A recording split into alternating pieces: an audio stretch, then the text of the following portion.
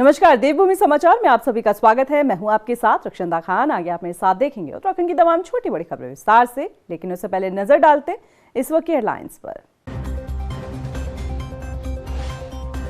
Uttarakhand BJP संगठन में बदलाव की तैयारी तेज। संगठनात्मक चुनाव को लेकर प्रदेश स्तरीय कार्यशाला में हुआ मंथन। विधानसभा वार भेजे गए पर्यवेक्षक। 38वें राष्ट्रीय खेलों के भव्य समापन की तैयारियों में जुटा शासन प्रशासन। गृह मंत्री अमित शाह होंगे शामिल। कई कलाकार देंगे शानदार प्रस्तुतियां। खिलाड़ियों को किया जाएगा सम्मानित। पीएम मोदी सोमवार को देश भर के बोर्ड परीक्षार्थियों से करेंगे परीक्षा पे चर्चा। बच्चों को देंगे तनाव मुक्त रहने के टिप्स। उत्तराखंड के 3 लाख छात्र कार्यक्रम में लेंगे हिस्सा। कांग्रेस नेता हीरा सिंह बिष्ट का बड़ा बयान। कहा, धामी के आगे कांग्रेस ने किया सरेंडर। निकाय चुनाव में टिकट बंटवारे पर कांग्रेस कार्यकर्ताओं में अब भी नाराजगी।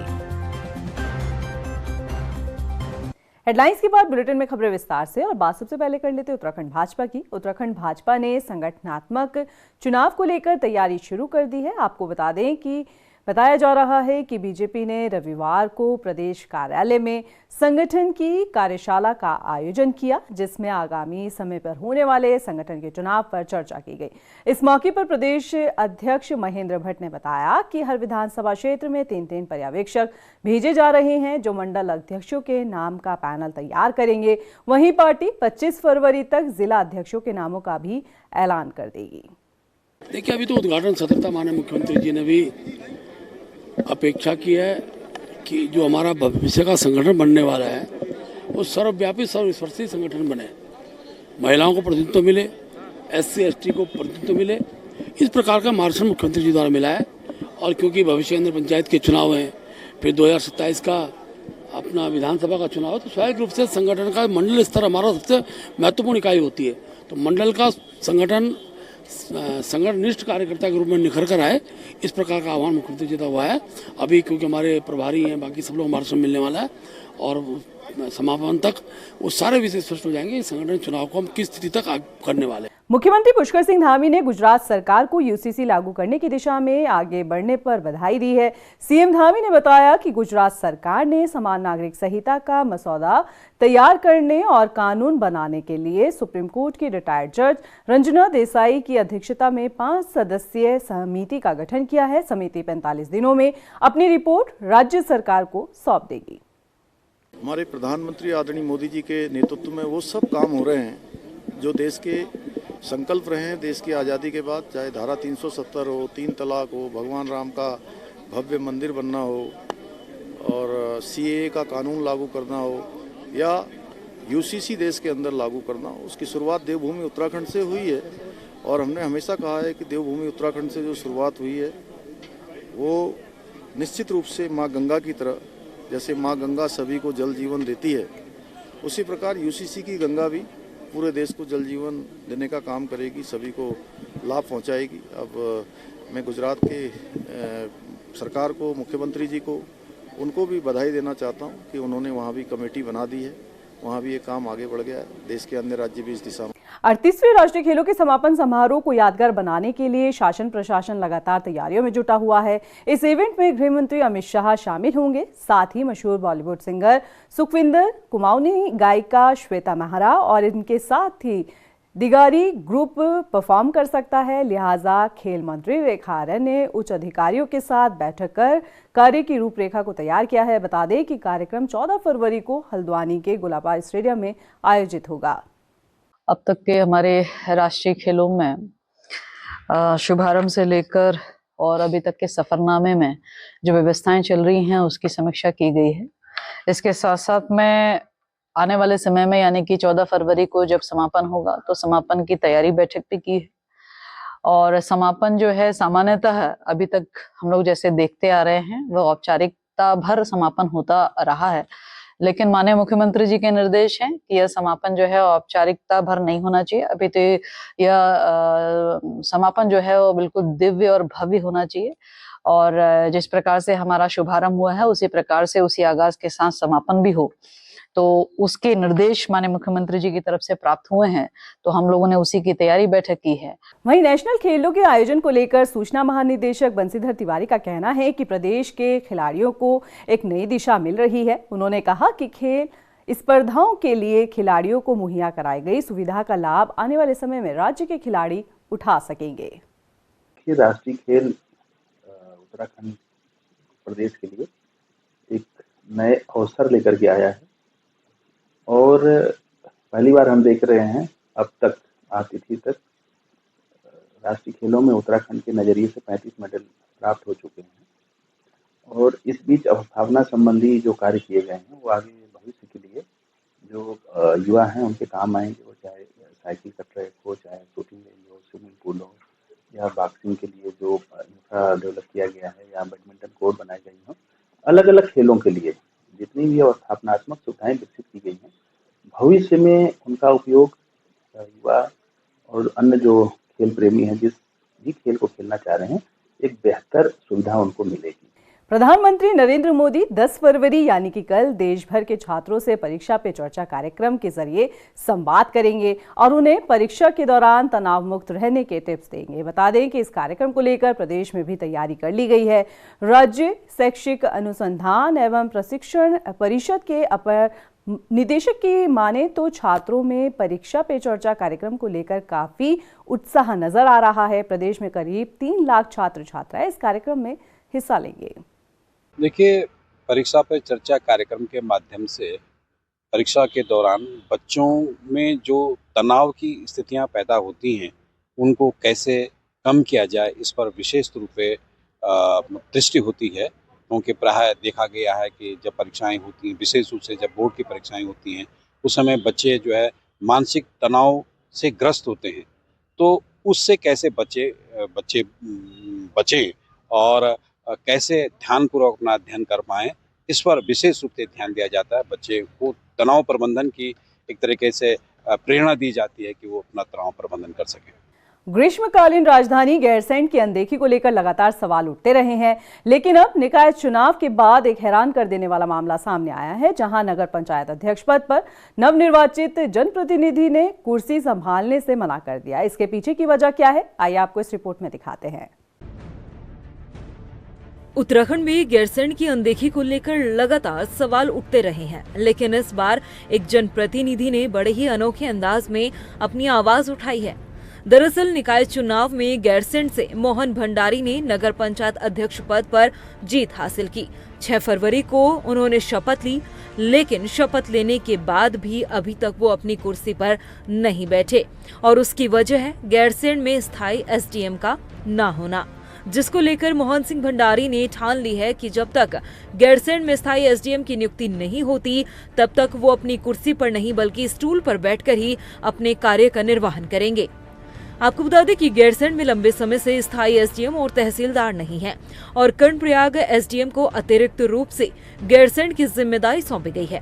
मोहन भंडारी ने कहा कि गैरसैंण उत्तराखंड की ग्रीष्मकालीन राजधानी होने के बावजूद यहाँ पर 2 शीर्ष अधिकारियों का न होना बेहद ही दुर्भाग्यपूर्ण है। नगर पंचायत गैरसैंण में अभी मैं नवनिर्वाचित अध्यक्ष के रूप में चुना गया हूँ। कल शपथ थी, लेकिन मैंने जनता से ये वादा किया था कि जब तक गैरसैंण में जो हमारा ग्रीष्मकालीन राजधानी है उसमें स्थायी एसडीएम नहीं आ जाता तब तक मैं कुर्सी पर नहीं बैठूंगा। और जनता से किया वादा के अनुसार मैं कुर्सी पर नहीं बैठ रहा हूं, बल्कि अपने कार्य बगल की कुर्सी में बैठ कर रहा हूं। मैं सरकार से यही अनुरोध करना चाहता हूं, इस ग्रीष्मकालीन राजधानी जिसे आपने कहा, यहाँ पर चाहे आप स्वास्थ्य की स्थिति देखिए, चाहे यहाँ पर सड़कों की स्थिति देखिए, यहाँ पर सुनने वाला एक अधिकारी तक नहीं है। एसडीएम तो छोड़ो, यहाँ पर तहसीलदार तक नहीं है। तो क्या हमारी राजधानी की स्थिति है जिसको हम लोग ग्रीष्मकालीन राजधानी करके पूरे प्रदेश भर देश भर में ढोल पीट रहे हैं कि हम पहाड़ की राजधानी पहाड़ में बनाना चाहते हैं। तो आप हाल देखिए, जब हमारी ग्रीष्मकालीन राजधानी का ये हाल है तो हमारे अन्य पहाड़ी जो क्षेत्र हैं, नगर हैं, उनके क्या हाल होंगे। वहीं इस मामले पर कांग्रेस ने भी सरकार को घेरने का काम किया है। कांग्रेस के प्रदेश प्रवक्ता शेषपाल सिंह बिष्ट ने कहा कि भाजपा सरकार ने हमेशा से ही गैरसैंण के साथ सौतेला व्यवहार किया है। गैरसैंण के प्रति भाजपा सरकार कभी भी गंभीर नहीं है और हालात ये हैं कि वर्तमान नगर पंचायत के चुने हुए अध्यक्ष कुर्सी पर नहीं बैठ रहे हैं, क्योंकि उन्होंने जनता से वादा किया है जब तक गैरसैंण में अस्थाई एसडीएम की नियुक्ति नहीं होती है तब तक वो जो है कुर्सी पर नहीं बैठेंगे। एक जनप्रतिनिधि को ऐसा कदम क्यों उठाना पड़ा? इसीलिए उठाना पड़ा कि गैरसैंण की भाजपा सरकार लगातार उपेक्षा कर रही है।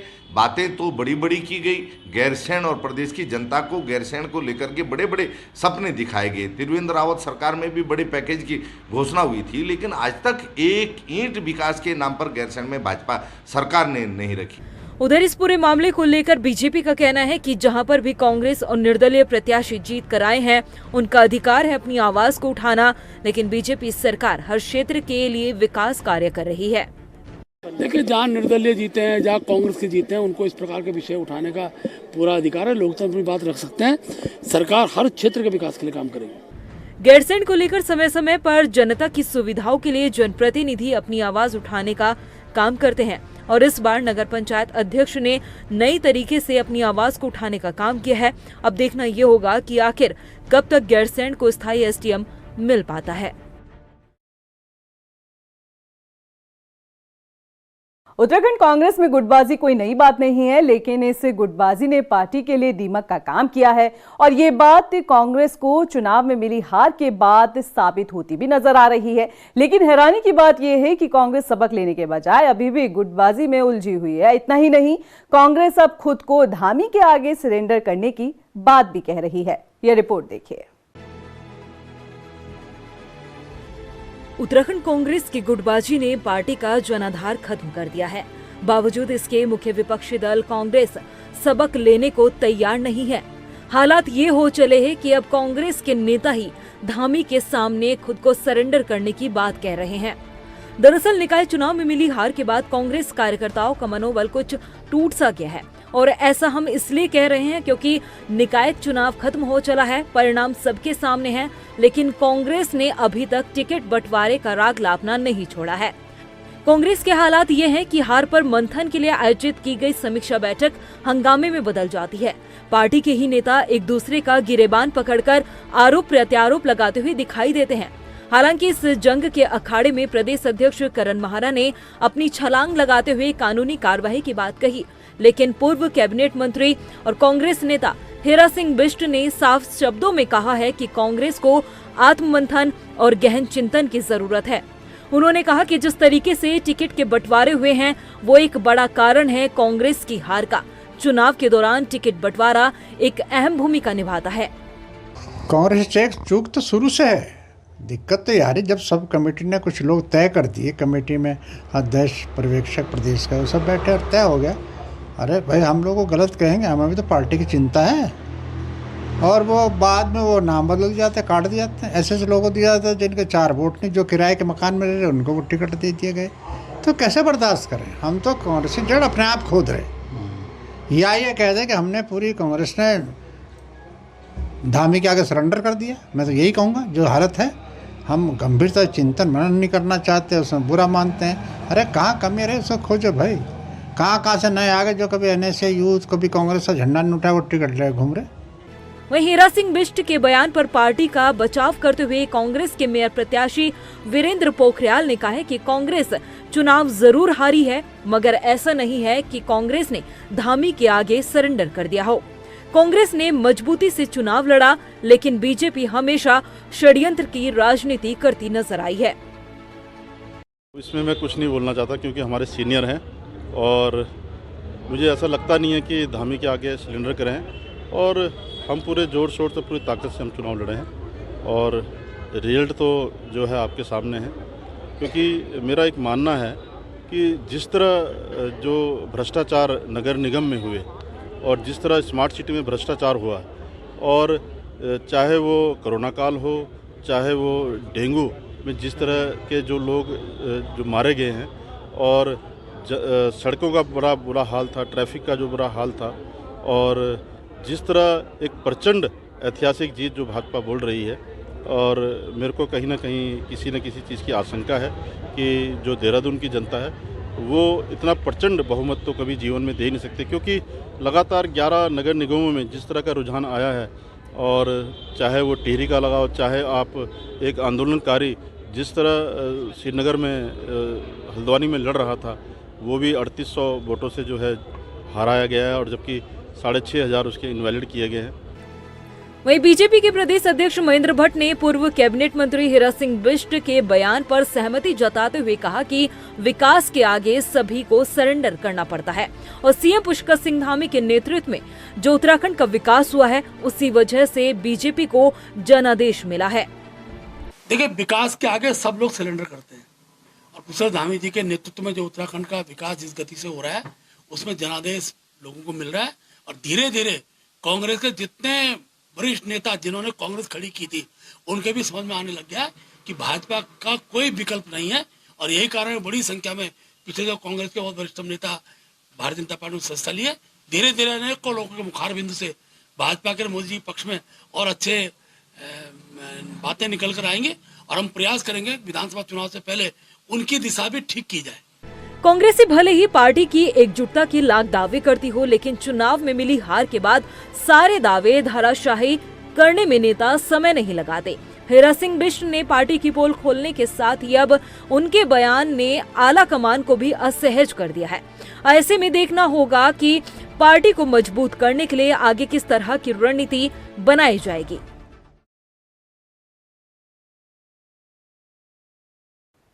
उत्तराखंड का शिक्षा महकमा भले ही शिक्षा व्यवस्था को दुरुस्त करने के लाख दावे करता हो, लेकिन जमीनी हकीकत कुछ और ही बयां कर रही है। दरअसल गदरपुर के राजकीय प्राथमिक विद्यालय की जो तस्वीर आई है, उसे देखकर हर कोई हैरान है। लोग कह रहे हैं कि नौनिहाल मौत के साए में पढ़ने को मजबूर हैं। ये रिपोर्ट देखिए।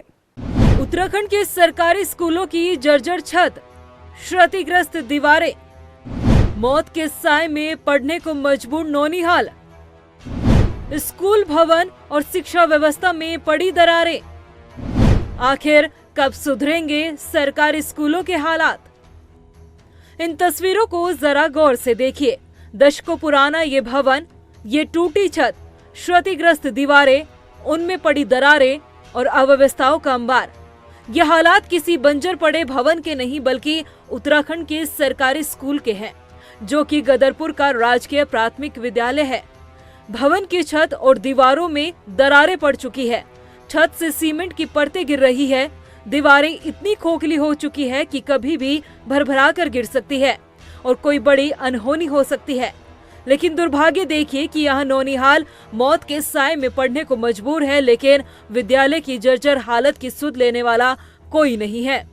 इस स्कूल के हालात ऐसे हो चले हैं कि बुनियादी सुविधाओं के अभाव के चलते राजकीय प्राथमिक विद्यालय में अब लगातार छात्रों की संख्या घटती जा रही है और स्थिति ये हो गई है कि आज की तारीख में इस स्कूल में महज 5 बच्चे पढ़ते हैं और उन्हें पढ़ाने के लिए एक शिक्षक की तैनाती की गई है।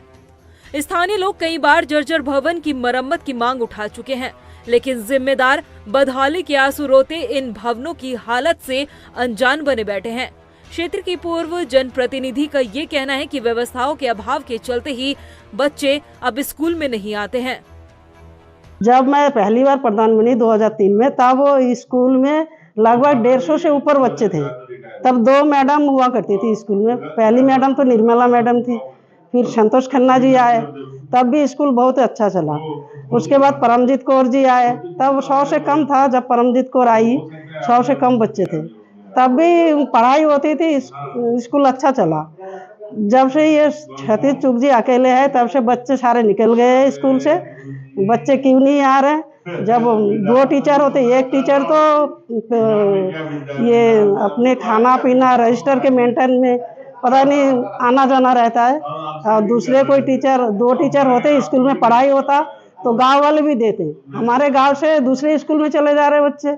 इस मामले पर जब एसडीएम आशिमा गोयल से पूछा गया तो वो स्कूल की स्थिति से बिल्कुल बेखबर नजर आई। हालांकि उन्होंने मामले पर संज्ञान लेकर जल्द ही बेहतर स्थिति करने की बात कही है। ये पहली बार ही मेरे संज्ञान में आया है। आप इसके पूरी डिटेल्स हम निकलवा लेते हैं। अगर ऐसा कुछ भी मैटर है तो उसमें पूरा उसका रेगुलेशन का प्रपोजल भेजकर उधर पूर्व शिक्षा मंत्री और स्थानीय विधायक अरविंद पांडे का कहना है कि जल्द ही भवन की मरम्मत के लिए बजट जारी किया जाएगा। मैंने भी अभी कुछ दिन पहले अखबार में पढ़ा है, आप लोगों के माध्यम से पता लगा। निश्चित ही इसके लिए जो यहाँ के जिले के मुख्य शिक्षा अधिकारी हैं उनको हमने निर्देशित किया है और हमारी कोशिश है कि इस बार की जिला योजना में उसके लिए हम बजट संभवतः सैंक्शन हम करा लेंगे। उत्तराखंड के पर्वतीय क्षेत्रों में सरकारी शिक्षा व्यवस्था की बदहाली किसी से नहीं छिपी है।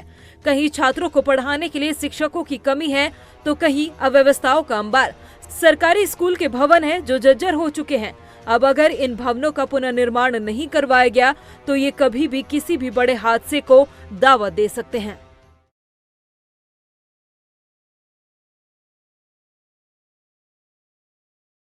उधर गदरपुर के मौर्य एकेडमी में कई कंपनियों ने संयुक्त क्रिकेट टूर्नामेंट का आयोजन किया। कार्यक्रम में पहुंचे बीजेपी विधायक अरविंद पांडे ने निजी कंपनियों की इस पहल की सराहना की। उन्होंने कहा कि इस आयोजन से कर्मचारी हफ्ते भर के तनाव से दूर रह सकेंगे। उधर अनहद इंडस्ट्री के स्वामी ने बताया कि हर रविवार को क्रिकेट टूर्नामेंट का आयोजन किया जाएगा। आजकल समाज में जो नई उम्र के बच्चे हैं छोटी छोटी उलझनों में पड़ के वो दिशाहीन हो जाते हैं, कई बार नशे में लग जाते हैं। एक और दूसरा जो व्यावसायिक लोग हैं अपने रोजी रोटी में लगे हुए हैं, उनको कभी अपने माइंड को, अपनी बॉडी को, अपने मन को कभी चार्ज करने का मौका ही नहीं मिलता। लोग अपने उलझनों में उलझे हुए हैं। तो कहीं ना कहीं ऐसे आयोजनों से, खेल की भावना से, टीम बना के खेलने से लोगों को अपने पुराने दिन आते हैं। हमारा मोटिव ये नहीं है कि इसमें कौन हारेगा कौन जीतेगा। पिछली बार भी अलग अलग कंपनियों से मैच था, इस बार भी हमारा वोल्टास कंपनी से मैच है, एक मंजूश्री कंपनी उनसे मैच है। कोई हारे कोई जीते, हमारा उद्देश्य ये है कि आंतरिक सुंदरता और इंसान की फिजिकली फिट होना चाहिए और ऊपरी सुंदरता दोनों ठीक होनी चाहिए और इसके मेन इसमें खेल का योगदान होता है। वहीं देहरादून स्थित जॉली ग्रांट इलाके में एक होटल में मिली युवती की लाश पर फैली सनसनी के बाद पुलिस ने बड़ी कार्रवाई की है। बता दें कि पुलिस ने मृतका के प्रेमी को गिरफ्तार कर लिया। दरअसल 6 फरवरी को युवती होटल में अपने प्रेमी के साथ रुकी थी और 7 फरवरी को युवती की लाश होटल के कमरे से मिली। ऐसे में अफवाह फैलाई गई कि युवती के साथ गैंगरेप हुआ। हालांकि पुलिस ने इस बात से इनकार कर दिया है। वहीं अफवाह फैलाने वालों पर भी कार्रवाई की तैयारी की जा रही है। कल का घटनाक्रम है। 7 तारीख को हमारे पास सूचना प्राप्त हुई थी लगभग 11 बजे कि एक युवती है जिसके द्वारा आत्महत्या की गई है।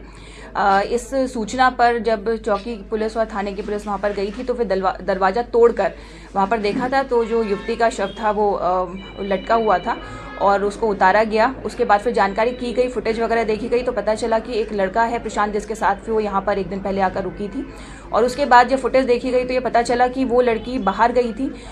कल सुबह लगभग 8:10 पर वो वापस आती हुई दिखी, लड़के के साथ बाहर गई। उसके बाद फिर उसने ये कहा कि मेरा कुछ सामान छूटा है, फिर वो वापस आई। वापस आने के बाद वो 8:10 पर अंदर आती हुई दिख रही है और फिर वो होटल के कमरे में गई। उसके बाद बहुत देर तक जब वहाँ पर कोई हलचल नहीं हुई तो होटल कर्मियों ने सूचना दी। पुलिस ने जब वहाँ पर पहुंची तब पता चला कि युवती द्वारा आत्महत्या कर ली गई है। फिलहाल के लिए इस बुलेटिन में इतना ही। मुझे दे इजाजत, लेकिन चलते चलते नजर डालते इस वक्त की हेडलाइंस पर। नमस्कार। उत्तराखंड बीजेपी संगठन में बदलाव की तैयारी तेज। संगठनात्मक चुनाव को लेकर प्रदेश स्तरीय कार्यशाला में हुआ मंथन। विधानसभावार भेजे गए पर्यवेक्षक।